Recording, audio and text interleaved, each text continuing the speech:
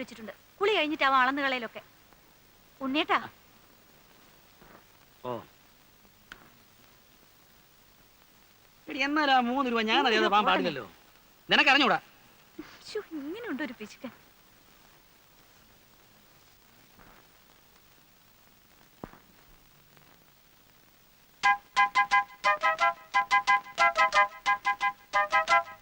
ഇവിടെ വാടാ, ഇങ്ങോട്ട് വാ. അവിടെ നിൽക്കാൻ. അമ്മേ അമ്മേ നടക്കാൻ അങ്ങോട്ട് നടക്കാൻ. ദാ ഇത് കണ്ടോ, കുറെ നാളായി യവൻ ഈ പണി തുടങ്ങിയിട്ട്. എന്റെ ഈശ്വര, ഇതും തുടങ്ങിയോ? യവനെ ഇനിയിപ്പോ എന്താ ചെയ്യാ? അയ്യോ അമ്മ, ഇത് ഇന്നോ ഇന്നലെ തുടങ്ങിയതല്ല. 2-3 ദിവസമായി ഇവൻ അടുത്തൂടെ പോകുമ്പോഴൊക്കെ ഒരു വീടിയുടെ നാറ്റം. അയ്യോ, ഈ ഉണ്ണിയേട്ടൻ കള്ളം പറയുന്ന. ഞാൻ ഇന്ന് ആദ്യമായിട്ട് ഒരു കുറ്റി വീടി വലിച്ചു പോകുന്നത്. ഉണ്ണി മേലാ വീടി വലിച്ചിട്ടുണ്ടെങ്കിൽ ആ നിങ്ങളൊക്കെ അവന് ചീത്തയാക്കുന്നത്. ഇപ്പതേ കുറ്റിവീടി, നാളെ മുഴുവൻ പീടിയാകും, മറ്റന്നാൾ സിഗരറ്റാവും. അച്ഛാ, ഒരു പാക്കറ്റ് സിഗരറ്റ് എന്ന് വെച്ചാൽ രൂപ എത്രയായി? കാശ് കിട്ടാതാവുമ്പോ അവൻ എന്റെയോ അച്ഛന്റെയോ പോക്കറ്റ് നിന്ന് കക്കാനും തുടങ്ങും. ഒരുത്തനെ കള്ളനാക്കാൻ ദേ ഇത്രയൊക്കെ മതി. ഇനി അവൻ ചെയ്യത്തില്ല ഉണ്ണേട്ടാ. ഗോപു പോയിരുന്നു പഠിക്കും. ഇതുകൊണ്ടൊക്കെ തന്നെ ഞാൻ പറഞ്ഞതിന് ഡ്യൂട്ടികളും അയക്കണ്ടെന്ന്. വേണ്ടാത്ത ദുശീലൊക്കെ പഠിച്ചു വെക്കാൻ. ഉണ്ണേട്ടാ പോയി കുളിക്കാൻ നോക്കൂ. സമയം എത്രയെന്നറിയോ? ചെറിയൊരു കാര്യം കിട്ടിയോ ഊതി വലുതാക്കാൻ. പണ്ടേ സ്കൂളിൽ പോകുമ്പോ വഴി കിടന്ന വീടി കുറ്റിയെടുത്ത് വലിച്ചതിന് ഞാൻ തല്ലിയ പാട് ഇപ്പോഴും എന്റെ തുടയിലുണ്ട്. ആ ആളായിപ്പോ അച്ഛന്റെ സ്വഭാവം തന്നെയാ മക്കൾക്കും. അത് ശരിയാ, അമ്മ വീടി വലിക്കല്ലേ. സതി നിർത്തലാക്കാൻ മുൻകൈ എടുത്തത് ആരാന്നാ പറഞ്ഞേ? ഗോപാലകൃഷ്ണ ഗോഖലെ അല്ലേ? അല്ലെന്നോ? എന്നോടോ? നിന്നോടാ ചോദിച്ചത്? ഗോഖല തന്നെ. ഗോഖല തന്നെ. നീ രക്ഷപ്പെടില്ലടാ, നിന്റെ കാര്യം പോക്ക. ഇങ്ങനെ എല്ലാരും കൂടെ ശവിച്ചാ ഞാൻ ഈ ഗതിയായത്. എങ്ങനെ ശവിക്കാതിരിക്കൂടാ? ഇന്നലെ വരെ രാജാറാം മോഹൻ റായ് എന്ന് പറഞ്ഞിട്ട് 24 മണിക്കൂറിന് എങ്ങനെയാ ഗോഖലയായത്? ഇത് നിന്റെ അവസാനത്തെ മാർച്ചാ, നോക്കിക്കോ. ഓ, എന്താ ഒരു കണിയാന്റെ ചുമ? ഏട്ടനോടൊരു കാര്യം ചോദിക്കാൻ സെക്രട്ടറി പറഞ്ഞു. എന്താ? ഞങ്ങളുടെ ട്രൂപ്പിന് ഒരു വണ്ടി സ്വന്തമാക്കിയാ കൊള്ളാമെന്നുണ്ട്. അതിന് ഒരു ലോണ് ശരിപ്പെടുത്തി തരാൻ പറ്റുമോ? എടാ, വർഷത്തിൽ 10 സ്റ്റേജ് പോലും തേക്കാത്ത നിന്റെ ട്രൂപ്പിന് ലോൺ വാങ്ങിച്ചെന്ന് ഞാൻ വെള്ളത്തിലാവണോ അല്ലേ? 10 സ്റ്റേജോ? ഇപ്പൊ തന്നെ ശാന്തി മുഹൂർത്തം 25 കഴിഞ്ഞു. ആ, കളിക്കുന്നിടത്തൊക്കെ നല്ല കൂവലാണെന്ന് കേട്ടു. ഹേ, അത് മറ്റു ട്രൂപ്പുകാർ പറഞ്ഞു പരത്തുന്നതാ. നിന്റെ അഭിനയത്തെ പറ്റി തരക്കേടില്ലാത്ത പുറഭിപ്രായമുണ്ട്. അത് ഞാനും കേട്ടു. നീ പോടത്തുണ്ടി. ഒരു സ്റ്റേജിന് നിനക്ക് എന്ത് കിട്ടും? തരക്കേടില്ലാത്ത വിധം കിട്ടും. കൃത്യമായ സംഖ്യ പറ. അത് 150. 150 രൂപയോ? നിനക്കോ? എടാ സത്യം പറ, ഞാൻ പോയി അന്വേഷിക്കും. അന്വേഷിക്കും, എന്നാ 100ഓളം വരും. എടാ ശരിയായ സംഖ്യ പറഞ്ഞു. ശല്യം, മനുഷ്യന് വിശ്വാസമില്ലാത്ത പോലെ. ആക്ക് വളച്ചാ കള്ളേ പറയും.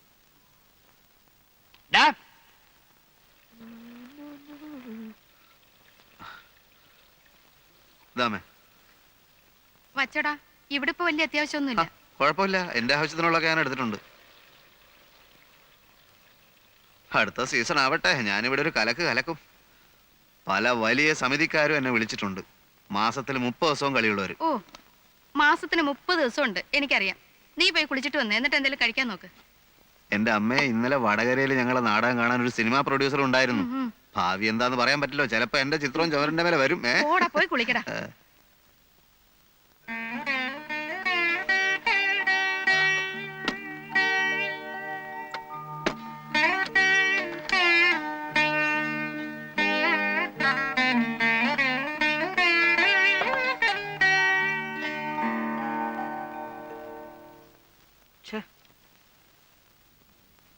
ആ 3 രൂപ എവിടെ പോയെന്ന് എത്ര ആലോചിച്ചിട്ടും അത് ഇതുവരെ വിട്ടില്ലേ?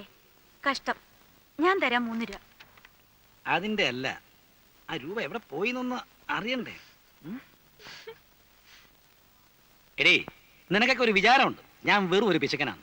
അല്ല, ആണെങ്കിലേ നീ ഇപ്പൊ ഇടാറുള്ള മാതിരിയുള്ള വേഷവും പൂഷവും ഒന്നും ഇടുകയല്ല. വീട്ടുചെലവിന് വേണ്ടി മാത്രം മാസം 1000 രൂപ ഞാൻ കൊടുക്കുന്നുണ്ട്. അല്ല, നിനക്കിവിടെ എന്തെങ്കിലും കുറവുണ്ടോ? കുറവൊന്നുമില്ല. പിന്നെ മിണ്ടാണ്ടിരി. പക്ഷേ എന്തോന്ന് പച്ചേ പറ. കല്യാണം കഴിഞ്ഞിട്ട് കൊല്ലം 3 ആയി. മനസ്സിലായി. നീ പറഞ്ഞു വരുന്ന എന്താന്ന് എനിക്ക് മനസ്സിലായി.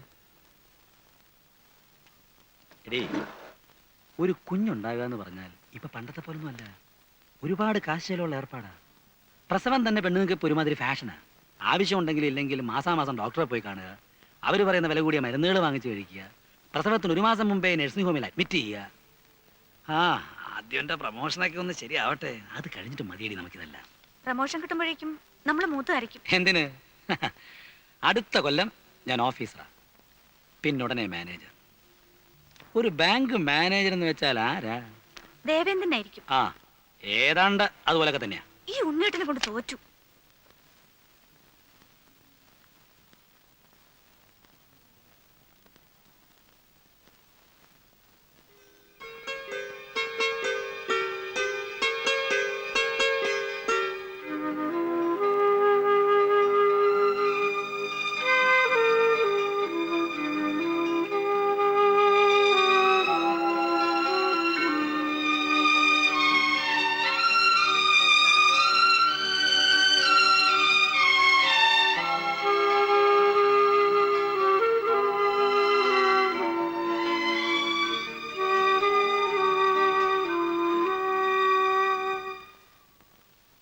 എടി,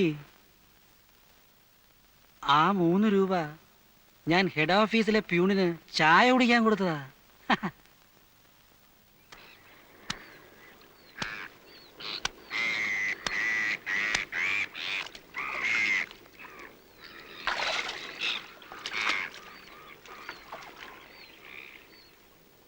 ദാ അവിടെ ആ പുളിമരത്തിന്റെ ചോട്ടില് അധികാരിന്റെ മോള് വന്ന് നിൽക്കുന്ന പോലെ തോന്നുന്നു. അന്നൊക്കെ എത്ര ദൂരെ നിന്നാലും അവളുടെ കണ്ണിലെത്തി എന്റെ നെഞ്ചു പൊള്ളിക്കുമായിരുന്നു. ഭാനു അല്ലേ? അവക്കിപ്പോ കൊച്ചുങ്ങൾ 2ആയി. ഞാൻ കണ്ടിരുന്നു. മനസ്സിലെ വിഗ്രഹം ഉടഞ്ഞു. പാവാടയും ധാവണിയും തന്നെ അവൾക്ക് ചേർച്ച. ആ ഗോപാലൻ കോൺസ്റ്റബിളിന്റെ മോള് വളർന്നു പോയോ?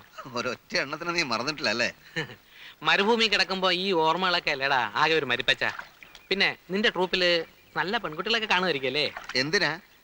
അല്ല, ഞാനൊരു നാടക ട്രൂപ്പ് തുടങ്ങട്ടെ. ഉദ്ദേശം? അത് എനിക്ക് അഭിനയിക്കണമെന്നുണ്ട്.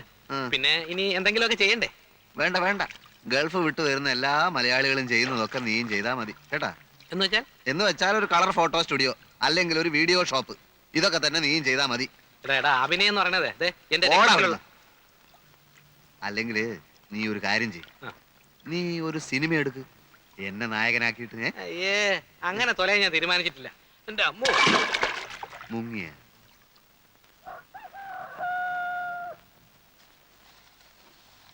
ഇത് ഇവിടെ നെല്ലാണോ? അല്ല, വാങ്ങിയതാ.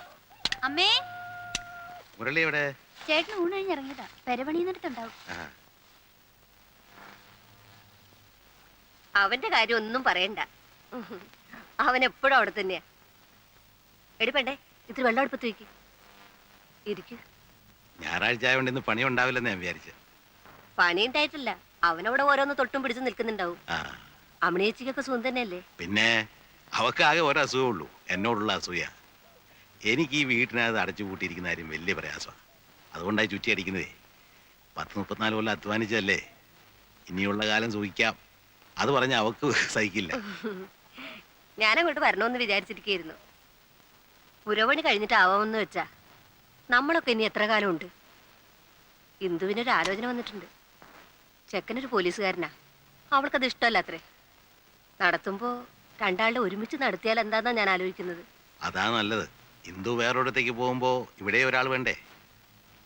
രമയെ ഇങ്ങോട്ട് കൊണ്ടുവരണമെന്നാ അവന്റെ ആശ. മുരളിയുടെ അച്ഛനും അതൊരു മോഹമായിരുന്നു. എനിക്കറിയാം. കേശവൻകുട്ടി പണ്ട് എന്നും പറയുമായിരുന്നു, ഒന്നീ തൻ്റെ മോൾ എൻ്റെ വീട്ടിലേക്ക്, അല്ലെങ്കിൽ എൻ്റെ മോൾ തൻ്റെ വീട്ടിലേക്ക്. നമുക്കത് ആലോചിക്കാം.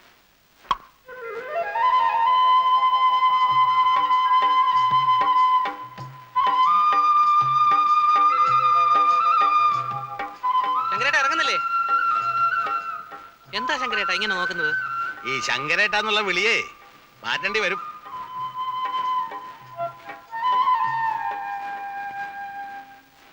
എനിക്ക് അവനെ പണ്ട് മുതലേ ഇഷ്ടാ. കുടുംബത്തിന് വേണ്ടി ഇങ്ങനെ കഷ്ടപ്പെടുന്ന പിള്ളേരെ ഇക്കാലത്ത് കണ്ടുകിട്ടാൻ വിഷമാ. അവിടെ ഭാഗ്യമാണ് ഈ ബന്ധമെന്ന് കരുതിയാൽ മതി. എനിക്കെന്തോ ഇതത്ര വലിയ ബന്ധമായിട്ടൊന്നും തോന്നുന്നില്ല. കാര്യം ഗൾഫിൽ പോയി കുറച്ച് കാശുണ്ടായി കാണും. പക്ഷെ ആ കാശെല്ലാം ഒരു വീട് പണിഞ്ഞ് തീർത്ത് വെച്ചിരിക്കല്ലേ. തന്നെയല്ല, ഇപ്പൊ കല്യാണക്കാര്യത്തിൽ ഗൾഫുകാർക്ക് പൊതുവേ മാർക്കറ്റ് സ്വല്പ ഡിമ്മ. ഏയ് ആ മാർക്കറ്റ് ഒന്നും മുരളിയുടെ കാര്യത്തിൽ നോക്കേണ്ട ആവശ്യമില്ല. അതെ. പിന്നെ നോക്കാതെ കല്യാണം കഴിഞ്ഞാൽ പെണ്ണ് നോക്കാൻ ചെറുക്കനൊരു ജോലിയുണ്ട്. മുരളി ടൗണിൽ എന്തോ ബിസിനസ് തുടങ്ങാൻ പോണെന്ന് പറഞ്ഞിരുന്നു. എന്തോന്ന് ബിസിനസ്? Video shop. സ്ഥലമൊക്കെ കണ്ടു കഴിഞ്ഞു.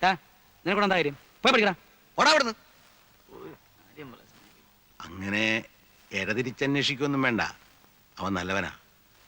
നമ്മുടെ രമയെ നോക്കാനുള്ള തൻ്റെ ഇടമൊക്കെ അവനുണ്ട്. നമുക്കിത് അധികം വയ്യാതെ നടത്താം. എനിക്കിപ്പോ കല്യാണമൊന്നും വേണ്ട. അതെന്താ? എനിക്ക് പഠിക്കണം. പഠിച്ചോ. കല്യാണം കഴിഞ്ഞ ഉടനെ പഠിപ്പ് നിർത്തണമെന്ന് നിയമമൊന്നുമില്ലല്ലോ. അല്ല, കല്യാണ കാര്യം പറയുമ്പോ എല്ലാ പെൺകുട്ടികളും പറയുന്നതായത്. അല്ല, എനിക്കിപ്പോ കല്യാണം വേണ്ട. കൊഞ്ചാതെ പോടിയപ്പുറത്ത്. മകരത്തിന് മുമ്പ് നടത്തേണ്ടി വരുവോ? വരുവടാ. എനിക്കിപ്പോ കല്യാണം വേണ്ടെന്നല്ലേ പറഞ്ഞേ? ഡേയ്, അധികം സംസാരിക്കൊന്നും വേണ്ട. കല്യാണം നടത്തണോ വേണ്ടോ എന്ന് ഞങ്ങളെല്ലാം ചേർന്ന് തീരുമാനിക്കും. ഞങ്ങൾ ആണുങ്ങൾ തീരുമാനിച്ചോളാം കേട്ടാ. എനിക്ക് പഠിക്കണം. പേടിക്കാതെ രമേ, എന്നായാലും വേണ്ടതല്ലേ. എനിക്കിപ്പോ കല്യാണം വേണ്ട. ഞാൻ എഴുന്നേറ്റ് വന്നൊരു കുത്തം വെച്ചിരും കേട്ടോ ആസത്തെ. വെറുതെ നിന്ന് ചിണുങ്ങണ്ട. ഒരു നല്ല കാര്യം പറഞ്ഞുകൊണ്ടിരിക്കുന്നതിനിടയില.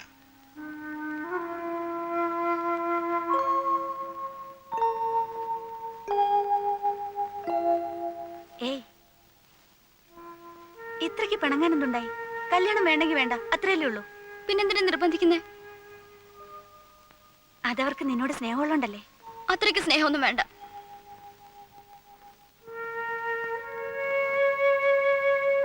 ഏട്ടത്തി, ഒരു മുഖലക്ഷണം പറയട്ടെ. നിന്റെ മനസ്സിൽ മറ്റാരോ ഉണ്ട്.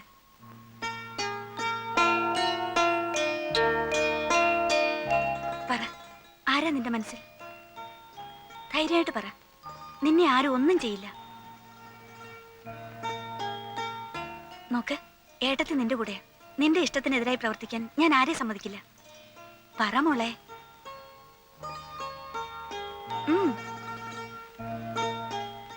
എന്റെ കോളേജില് മലയാളം പഠിപ്പിക്കുന്ന സാറിന് എന്നെ ഇഷ്ടാ. എന്താ അയാളുടെ പേര്? ശിവൻ.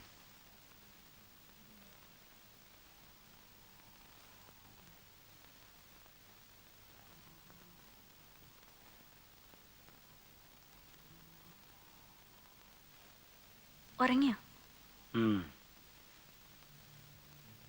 ഞാൻ ഒരു കാര്യം പറഞ്ഞാ ദേഷ്യപ്പെടൂ?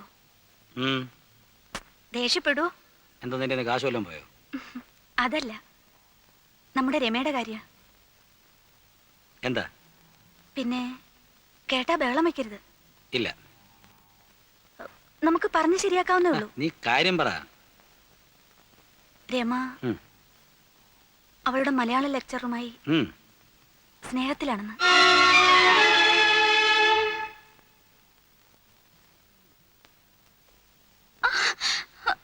കൊല്ലും ഞാൻ. പഠിക്കാനെന്നും പറഞ്ഞ മാസാമാസം ഫീസും ബസ് ചാർജും വാങ്ങി നീ ഇവിടുന്ന് പൊയ്ക്കൊണ്ടിരുന്നത് ഇതിനായിരുന്നോടി? കുടുംബത്തിന് ചിത്തപ്പേരുണ്ടാക്കാൻ ഞാൻ സമ്മതിക്കില്ല. മുട്ടിരണം തല്ലുപിടിച്ച മൂലക്കിടും. ഏമാണ് പോലും. എന്താണോ എടുത്ത മണ്ഡലോടത്ത് വെക്കേ? എന്താ മോള് പാരലൽ കോളേജിലെ വാധ്യാരോട് ബ്രാഹ്മത്തിലാണെന്ന്. അച്ഛാ, ഇതിങ്ങനെ വിട്ടു കൊടുക്കാൻ പറ്റുകയില്ല. ഒറ്റ മോളാന്ന് കരുതി നിങ്ങൾ രണ്ടുപേരും ലാളിച്ച് ലാളിച്ച് അവളിങ്ങനെ ചീത്തയത്. ഒന്ന് മാറിക്കേ. ഇനി ഞാൻ ചോദിക്കാം. ഞാനും ഇവളുടെ ഒരു സഹോദരനാണല്ലോ. എടി, അവൻ ആരാണ്? അവന്റെ പേരെന്താണ്? നാടെവിടെയാ? ഇത് തുടങ്ങിയിട്ട് എത്ര നാളായി? ഇങ്ങനെ ബഹളം വെച്ചാൽ എങ്ങനെയാ? അയൽവക്കാരെ കൂടെ അറിയിക്കണം. അറിയില്ലടി, ചോദിക്കാനും പറയാനും ഇവിടെ ആണുങ്ങളുണ്ടോ? നാലാൾ അറിയട്ടെ. നാളെ മുതൽ നീ കോളേജിലും പോണ്ട, ഒരു കുന്തത്തിലും പോണ്ട. ഈ വീട്ടിൽ ഇന്ന് വരെ ആരും ഇങ്ങനെ ഒരു നാണക്കേട് ഉണ്ടാക്കിയിട്ടില്ല. അല്ല, എനിക്ക് ആദ്യം പോലെ സംശയം ഉണ്ടായിരുന്നു. ഉണ്ണിയേട്ട നേരം വിളിക്കട്ടെ. ഇതിൽ രണ്ടിലൊന്നും അറിഞ്ഞിട്ട് നേരം വെളുത്താ മതി. മോണോ അറി നീ ഇനി അവനെ കാണൂ? കാണും.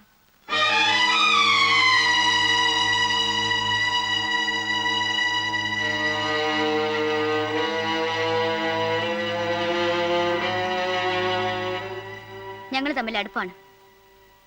ഞാൻ കല്യാണം കഴിക്കുന്നുണ്ടെങ്കിൽ അദ്ദേഹത്തെ മാത്രമായിരിക്കും. ആരെതിർത്താലും എന്തൊക്കെ പറഞ്ഞാലും.